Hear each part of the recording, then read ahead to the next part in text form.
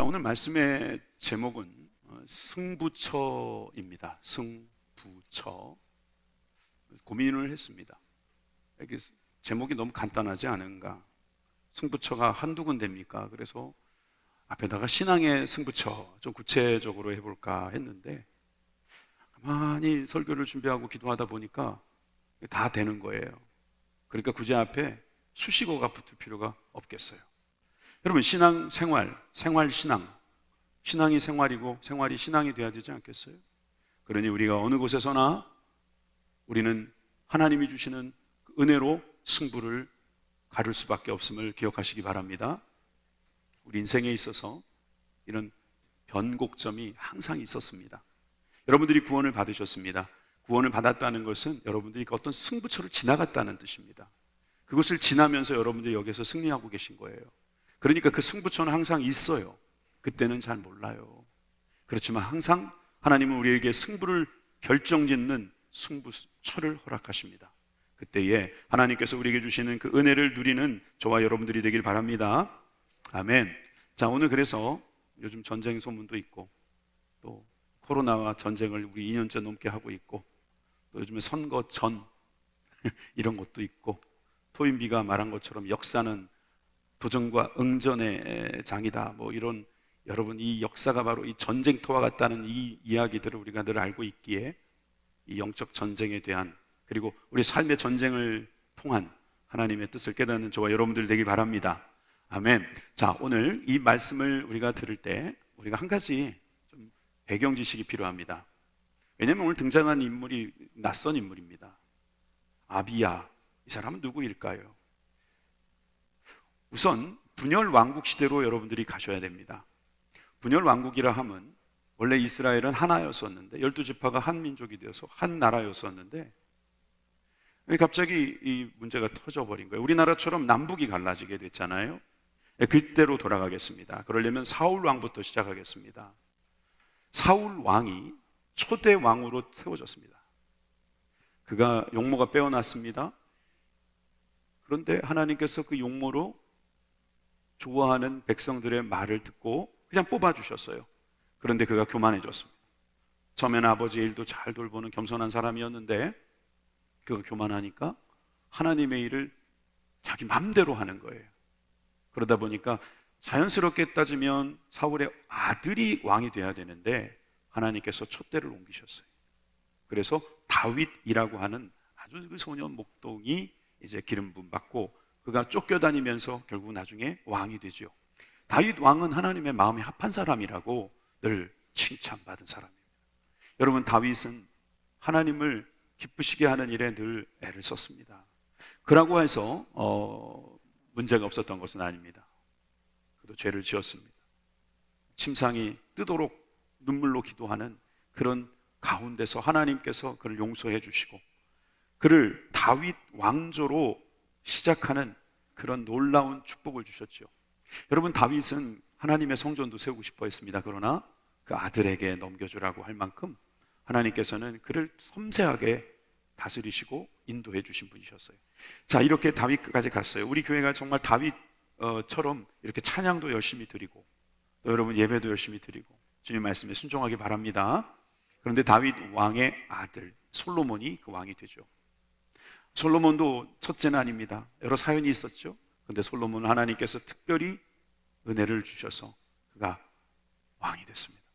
그 왕이 돼가지고 정말 하나님께 겸손하게 잘 처음에는 시작하는 것 같더니 또 지혜를 받고 여러 가지 일을 잘 하더니 나중에 가서는 정치적인 이유이겠지만 많은 부인을 두면서 이방신들이 들어오게 됐어요. 그러다 보니까 솔로몬 때부터 문제가 생각처럼 이렇게 쉽게 풀리지 않더라고요. 문제가 터져가지고 남북이 갈라지게 됩니다. 이 남북이 갈라지게 되면서 솔로몬의 아들인 르호보암이 왕이 됐을 때 북쪽은 여로보암이라고 하는 왕이 나타난 거예요. 여러분, 르호보암은 솔로몬의 직계예요.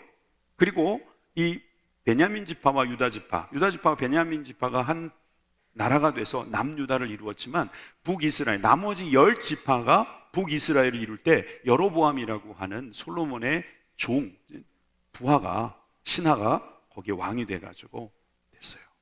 자, 르호보암의 아들은 누굴까요? 바로 오늘 우리가 보려는 아비야입니다. 아비야. 이름이 아비야. 여러분, 이 아비야는 아비얌으로도 번역되어 있는 곳이 있어요. 열왕기야? 여기 열왕기에는 아비얌으로 돼 있고, 오늘 우리가 본 역대기에는 아비야로 돼 있어요. 자, 우리 오늘 이 아비야 이야기입니다. 오늘 이 아비야는 1절에 이렇게 말하고 있습니다. 1절입니다. 여로보암 왕 18째 해에 아비야가 유다의 왕이 되고 예루살렘에서 3년 동안 다스리니라. 그의 어머니의 이름은 미가야요 기브아 사람 우리엘의 딸이더라. 아비야가 여로보암과 더불어 싸울새 아비야는 싸움에 용감한 군사 40만 명을 택하여 싸움을 준비하였고 여로보암은 큰 용사 80만 명을 택하여 그와 대진한지라. 자, 여기 보니까 여로보암이 등장합니다. 여로보암은 북이스라엘 왕인데 왜 등장할까요? 이게 역대하나 열왕기 이 상이나 하의 어떤 특징인데요, 그 왕이 어떤 왕이냐 아니면 언제 왕이 됐느냐를 설명하기 위해서 상대 나라, 북이스라엘이면 남유다, 남유다면 북이스라엘의 왕의 이름을 말하고 또 연대를 말해줘요. 르호보암 18째 해 이래도 되잖아요. 같이 시작했으니까. 그런데 여로보암 왕 18째 해라고 표현한 것은 그런 법에 의해서 만들어진 거예요. 아비야가 유다의 왕이 됐습니다. 아비야가 누굴까요? 3년 동안 다스린 그 왕은 어머니의 이름이 미가야였습니다. 미가야는 우리가 선지자로 알고 있는데 이 미가야는 여자예요. 여자고 이 여자는 누구의 딸이냐면 우리엘의 딸이에요. 저 우리엘도 모르겠어요. 근데 여러분, 우리엘은 누구의 아들이냐면 바로 압살롬의 아들이에요.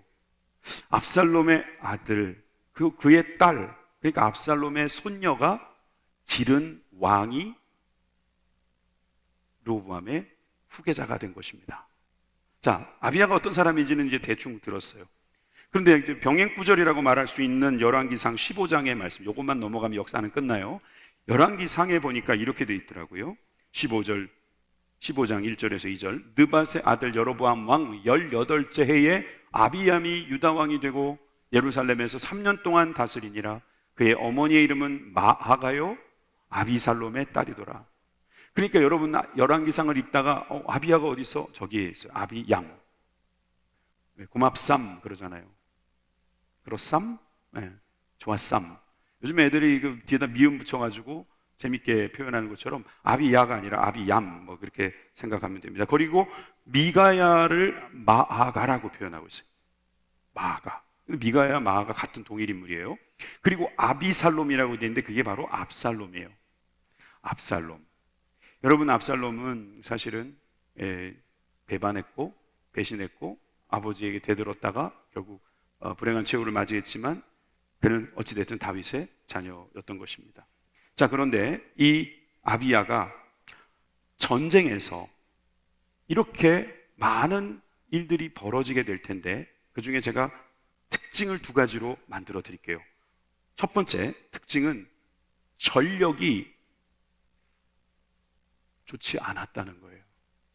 여러분, 이 전력으로 볼 때 아까 우리가 지나왔지만 아비야는 40만 군대를 데리고 나왔어요.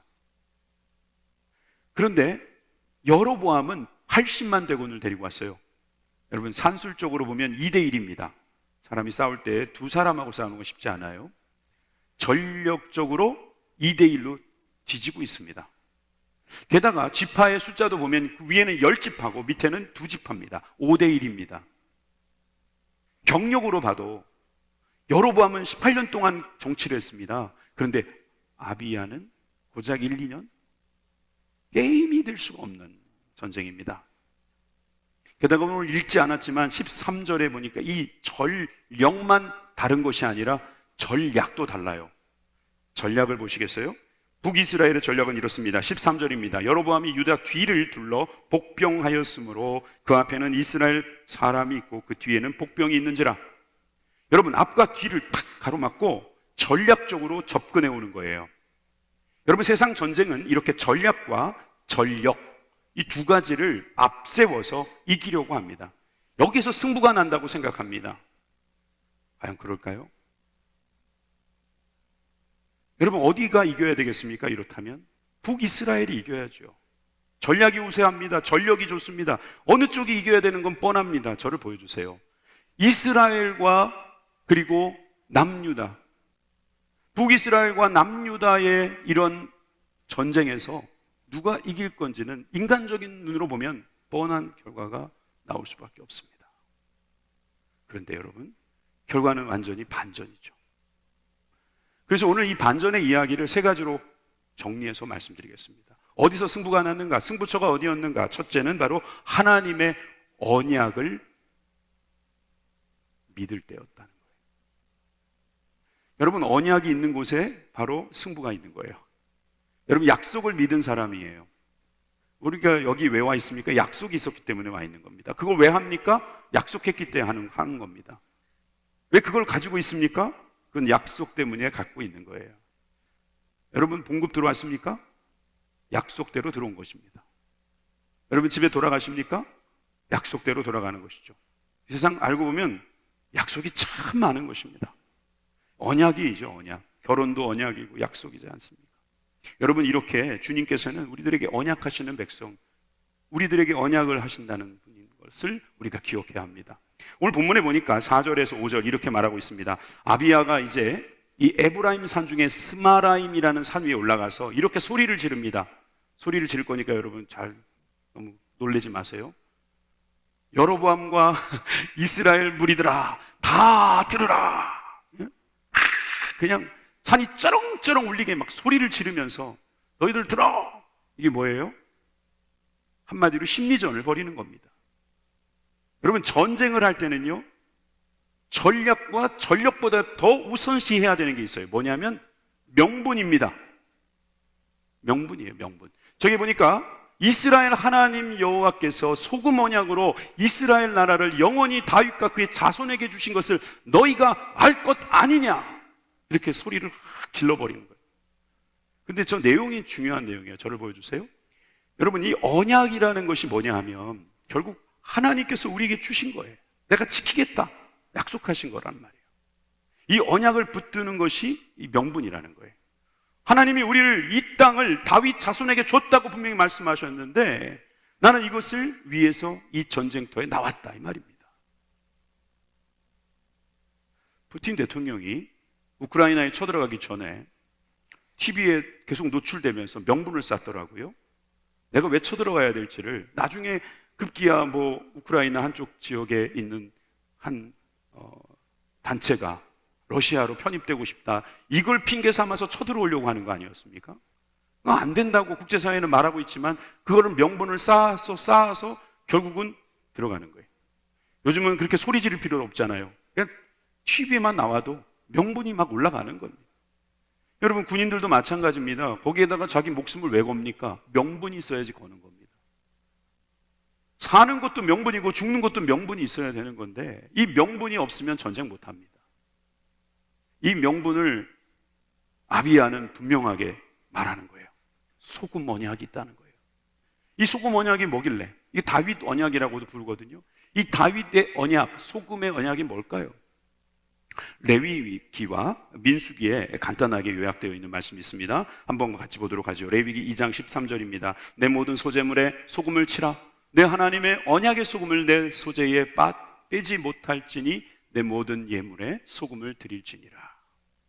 이스라엘 자손이 여호와께 거제로 드리는 모든 성물은 내가 영구한 몫의 음식으로 너와 내 자녀에게 주노니 이는 여호와 앞에 너와 내 후손에게 영원한 소금 언약이니라. 언약의 소금, 그리고 영원한 소금. 여러분이 소금은 변하지 않는 정말 이 땅에 아주 값진 물질이죠. 우리는 지금 흔하게 얻지만 이게 소금이 저렇게 소재물에 언약의 소금을 쳐야 할 만큼 중요한 물질이었어요. 사실 저걸 보고 어떤 분은 이렇게 말할지 몰라요. 하나님께서 재물에다가 소금을 치는 거 보니까 하나님도 간을 맞춰서 드시나 보다. 소재물이 하나님이 직접 드시는 게 아니죠. 근데 왜 소금을 칠까요? 소금이 갖고 있는 성격 때문이에요. 여러 가지가 있는데 다음에 제가 설교 때 더 강조하도록 하고, 오늘은 한 가지만, 영원하다는 거예요. 이게 오랫동안 변하지 않는 그런 특징을 갖고 있다는 거죠. 그래서 이 언약의 소금, 소금의 언약을 주님께서 세우셨다는 거예요. 이 언약하시는 하나님, 여러분들도 그 언약을 받으셔야 합니다. 성경은 언약의 책입니다. 성경에는 언약이 많이 있습니다. 내가 너를 이렇게 하면 이렇게 해주리라. 너를 복되게 하리라. 너에게 은혜를 주리라. 너를 더욱더 강대하게 하리라. 창성하게 하리라. 여러분 주신 약속을 우리가 어떻게 해야 돼요? 받아야 돼요. 믿어야 돼요.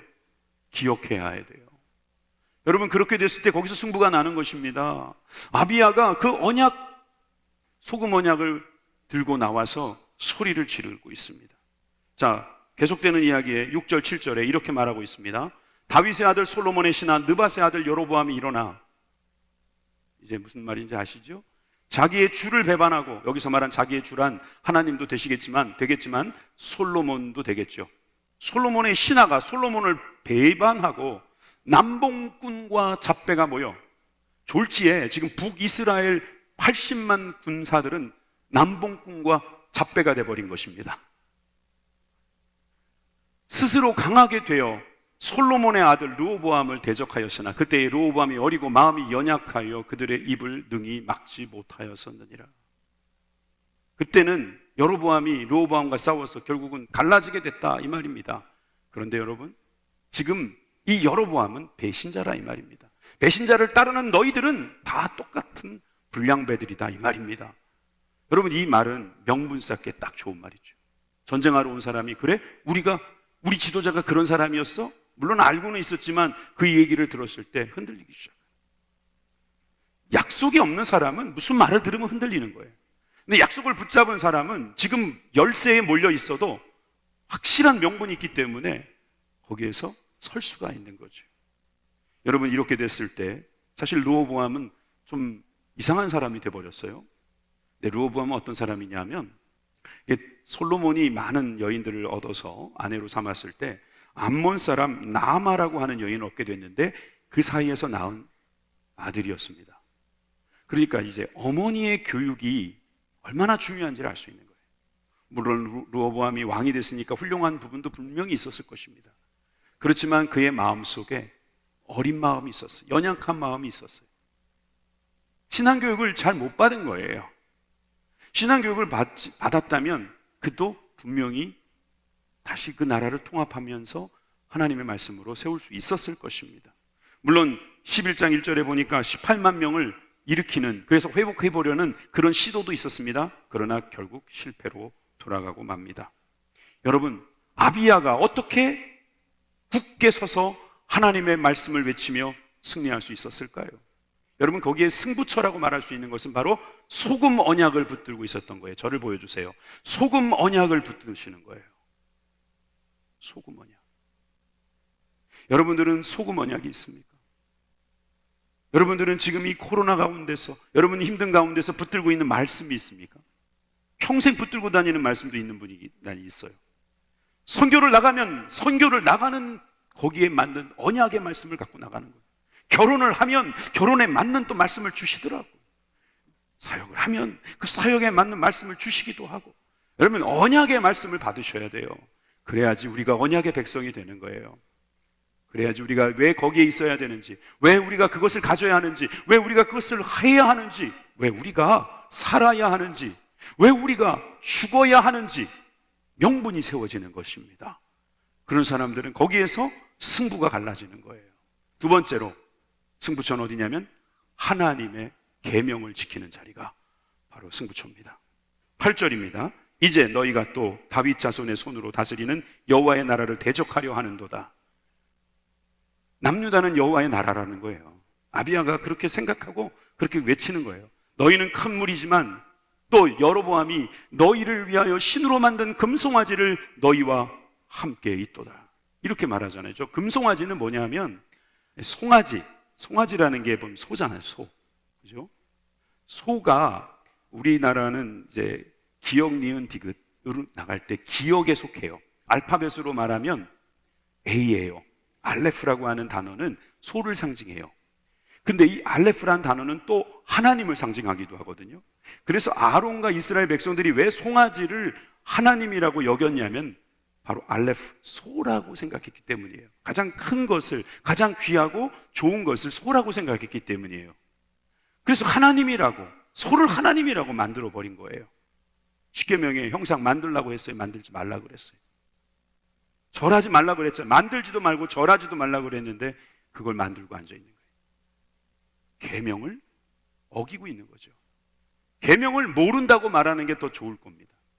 여로보암은 계명을 지키지 않은 거예요. 계명을 몰랐기 때문이겠지요.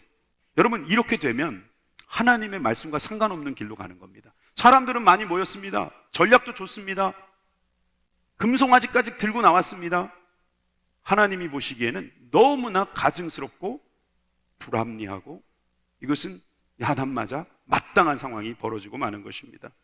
그랬더니 13장 10절에서 11절에 그는 우리는 어떤가에 대해서 이야기합니다. 남유다는 그래도 우리에게는 여호와께서 우리 하나님이 되시니 우리가 그를 배반하지 아니하였고 여호와를 섬기는 제사장들이 있으니 아론의 자손이요 또 레위 사람들의 수종들로 매일 아침 저녁으로 여호와 앞에 번제를 드리며 분향하며 또 깨끗한 상에 진설병을 놓고 또 금 등잔대가 있어 그 등을 저녁마다 불을 켜노니 우리는 우리 하나님 여호와의 계명을 지키나 너희는 그를 배반하였느니라. 한마디로 말하면 이들은 예배를 드렸다는 겁니다.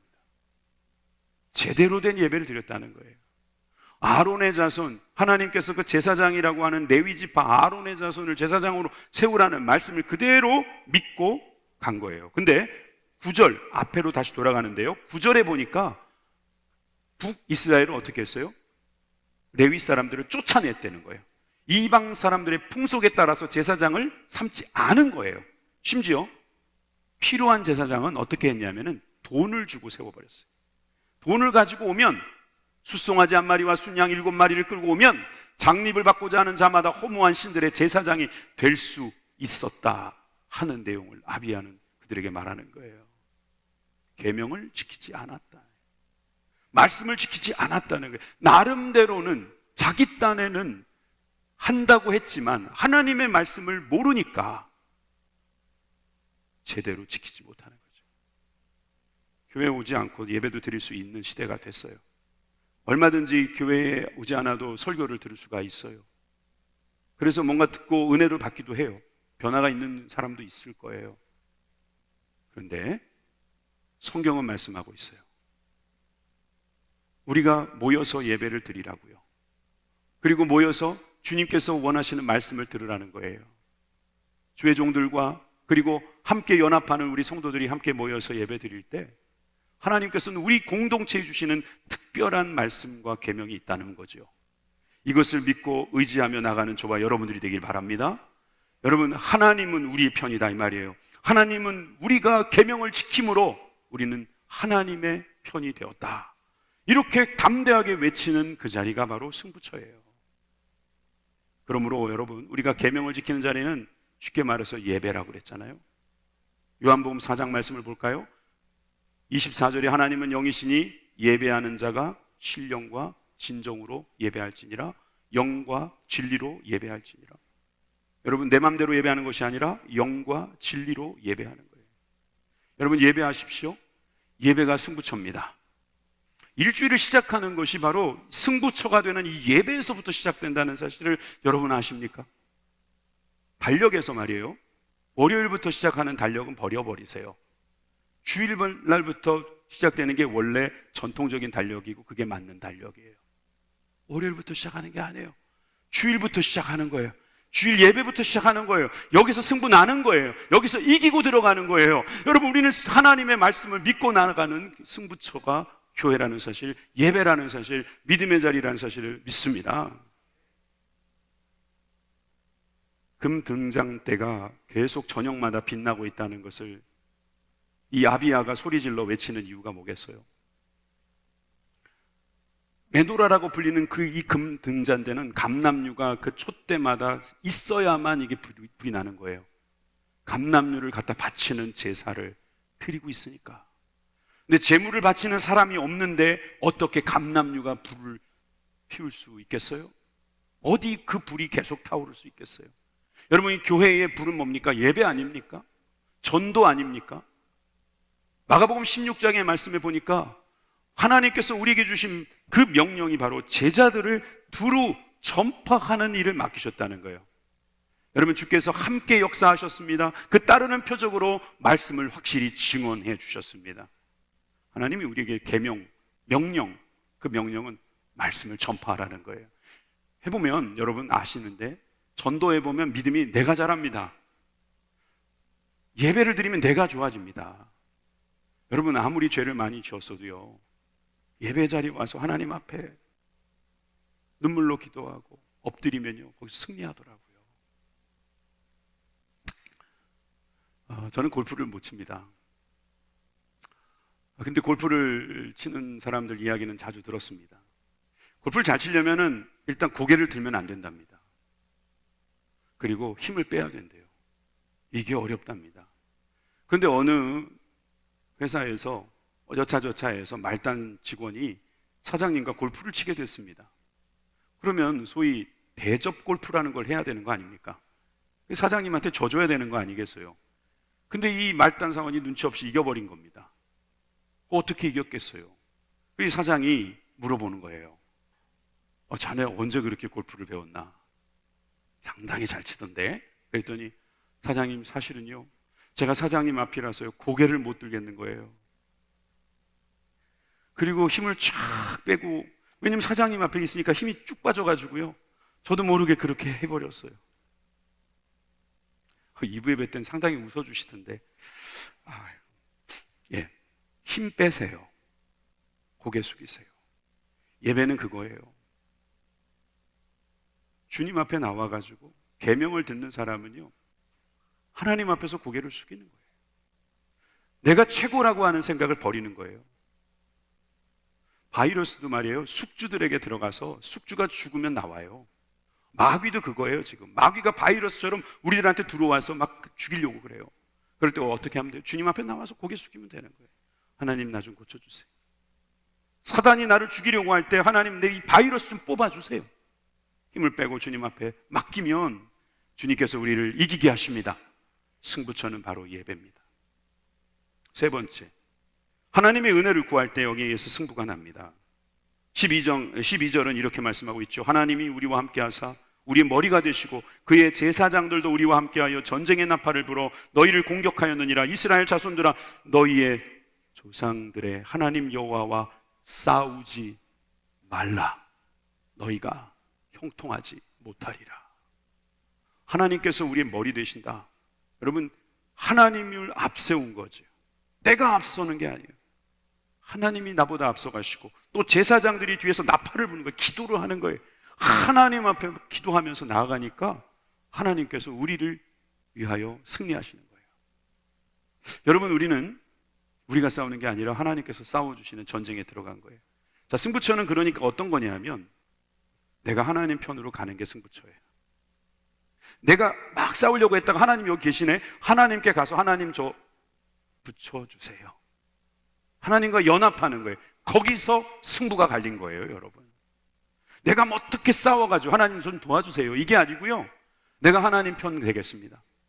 내가 하나님 편 되면 결과적으로 하나님이 내 편이잖아요. 여러분, 우리가 이것을 은혜라고 말합니다. 여러분들이 만약에 북한에 태어났으면 이렇게 예배 드릴 수 있다고 생각하십니까? 여러분들이 만약에 우크라이나나 러시아에 태어났으면 지금 이렇게 마음 편하게 앉아서 예배 드릴 수 있다고 보십니까? 우리가 뭐 잘한 거 있습니까? 우리가 예전에 전쟁을 했습니다. 휴전했습니다. 휴전했는데 아직까지 전쟁이 안 일어난 것을 어떻게 생각하십니까? 휴전입니다. 정전이 아닙니다. 전 몰랐어요. 이번에 전쟁 터지는 거 보니까 쉬운 거예요, 전쟁은. 휴전한 나라에서 아직도 전쟁이 눌려져 있다는 것은 이거 하나님의 은혜가 아니고서는 알 수가 없어요. 여러분들이 혹시 지금 예수님을 잘 믿고 계십니까? 북한에서 태어나셨어도 잘 믿을 수 있었다고 생각하세요? 하나님의 은혜예요. 하나님의 은혜라고 말할 수 있는 것이 또 은혜죠. 그러므로 지금 이 아비야와 남유다는 이렇게 외칠 수 있습니다. 우리는 여호와의 편이다. 그러니 너희들이 우리를 공격하는 것은 너희들이 여호와를 공격하는 것이다. 여호와와 싸우지 말라. 너희들이 형통하지 못할 것이다. 평안하지 못할 것이다. 여러분, 은혜를 받은 사람은 이렇게 담대해지고 계명을 붙잡는 사람은 용기가 생기고 언약을 믿는 사람은 여러분 물러서지 않는 거예요. 다 은혜 아닙니까 이게? 여러분 이 은혜를 가지고 살아가는 저와 여러분들이 되시기 바랍니다. 모든 것이 다 은혜 아닙니까? 여러분이 이 은혜를 붙잡을 때 놀라운 일이 일어나죠. 14절입니다. 복병이 있었지만 14절에 보니까 유다 사람이 뒤를 돌아보고 자기 앞에 적병으로 말미암아 여호와께 부르짖고 제사장들은 나팔을 부니라.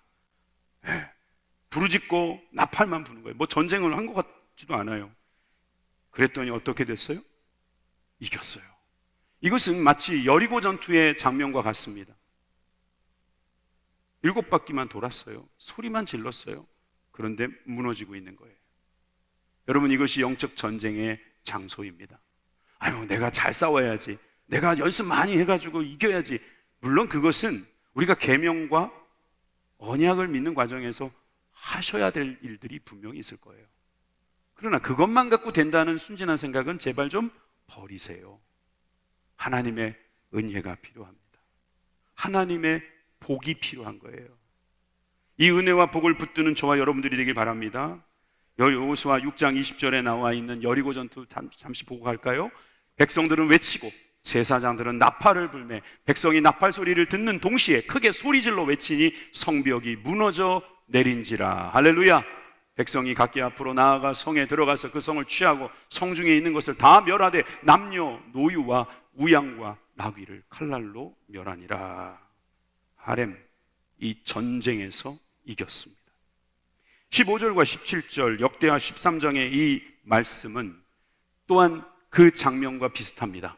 유다 사람이 소리 지를 때에 하나님이 여로보암과 온 이스라엘을 아비야와 유다 앞에서 치시니 이스라엘 자손이 유다 앞에서 도망하는지라 하나님이 그들의 손에 넘기셨으므로 아비야와 그의 백성이 크게 무찌르니 이스라엘이 택한 백성들이 죽임을 당하고 엎드러진 자들이 50만 명이 왔더라. 이렇게 되어 있네요. 여러분 전쟁은 이겼습니다. 도망갔습니다. 크게 무찔렀다고 기록하고 있습니다. 그게 어떻게 해서 된 일입니까? 한 가지입니다. 주님의 은혜 때문이었습니다. 아니 소리 지른 건 있잖아요. 여러분 소리 지른다고 이깁니까? 목소리 키는 사람이 다 이기게요.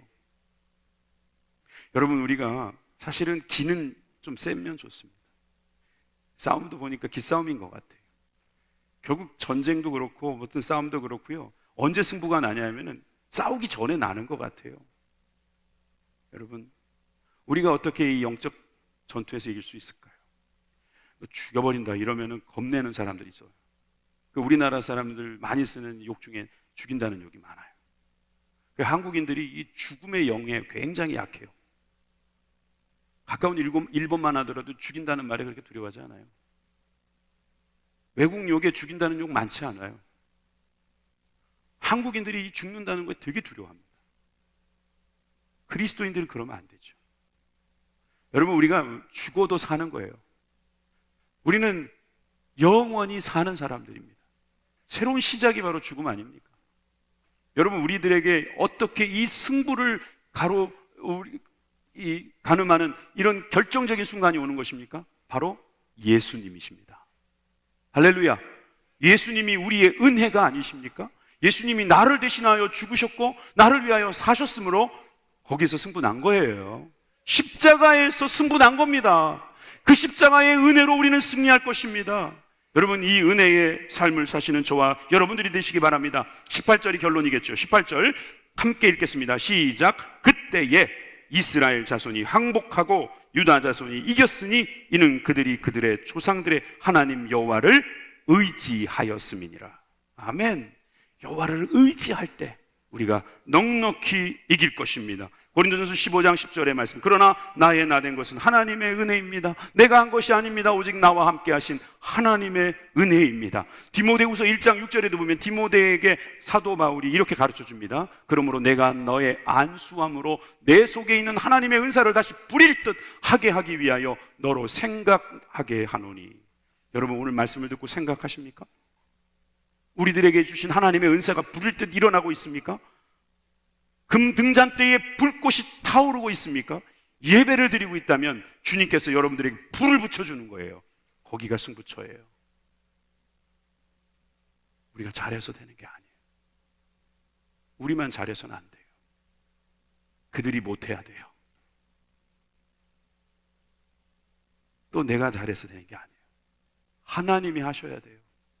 하나님이 하시는 거예요. 마지막 말씀 20장 15절, 역대하에 있는 같은 말씀인데 역대하 20장 15절 말씀 읽고 마칠게요. 시작. 다시요. 시작. 야하시엘이 이르되 온 유다와 예루살렘 주민과 여호사밧 왕이여 들을지어다. 여호와께서 이같이 너희에게 말씀하시기를 너희는 이 큰 무리로 말미암아 두려워하거나 놀라지 말라. 이 전쟁은 너희에게 속한 것이 아니요 하나님께 속한 것이니라. 아멘. 야하시엘을 하나님의 말씀을 전하는 사람으로 보시고 그 뒤에 여호사밧은 그리고 국민들은 바로 우리라고 생각하십시다. 그러면 우리에게 뭐라고 말씀하는 거예요? 전쟁은 누구에게 속해져 있다? 하나님께 속해져 있다. 하나님이 하신다. 우리는 그냥 따라가면 되는 거예요. 우리에게 전쟁하라고 뭐 하나 주시면요 그거 잘 하면 되는 거예요. 여러분 그런 귀한 승리의 삶을 사시기를 주님의 이름으로 축원합니다. 기도하겠습니다.